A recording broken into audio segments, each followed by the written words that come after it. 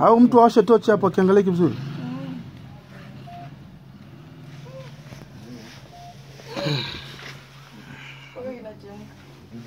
Madudu anatembea. Umeshika madudu? Wewe. Mafunyo. Kilifungwaga hivi ina maana? Kinafungwa kabisa nikaweka sehemu. Hiyo ni kana cha muda eh? Ni muda mrefu sana ule ile. Hivi shaleta bibi msio ni leo sasa.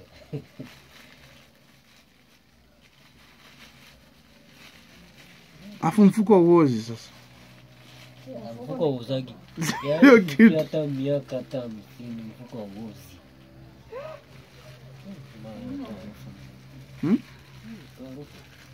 Mbona umesikia harufu wewe? Unasema sikia harufu. Usikia harufu faza? Hapo zimeziba za bongo. Ustazi, hebu nitafutie kijiti. Eh. Asa chota muda mrefu hiki tunajua. Paki na harufu kali. Kitu noma hii. Pata usikia harufu nasema? Mulika hapo.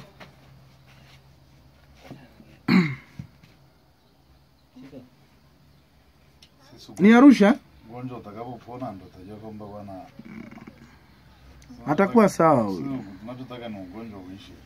Sawa kabisa. Kama kitu ndio hapa ndo kinasababisha hivyo, lazima atakuwa sawa. Sasa Sharifu atakuwa tufanye ile kazi ambayo imebakia. Sile kuna nini?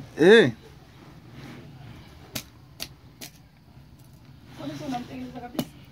Unamtengeneza kabisa? Ile kazi nataka sasa tuiangalie tunaifanyaje kazi. Sababu lazima tuanze lini kazi yake Msandawe. Ile si kushughulikiwa. Muda wote tu. Msema baada ya kutolewa hii. Baada ya kutolewa ndo akalishwe. Akalishwe chini. Afanyiwe kazi.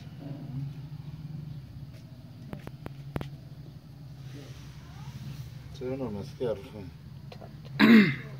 Unasikia harufu kali.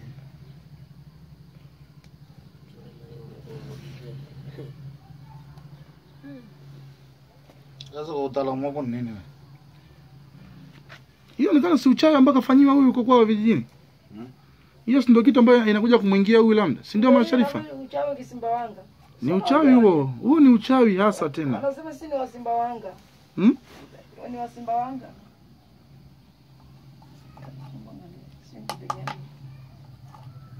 Anafuta kataka zote hizo. Mtoa naye kazi.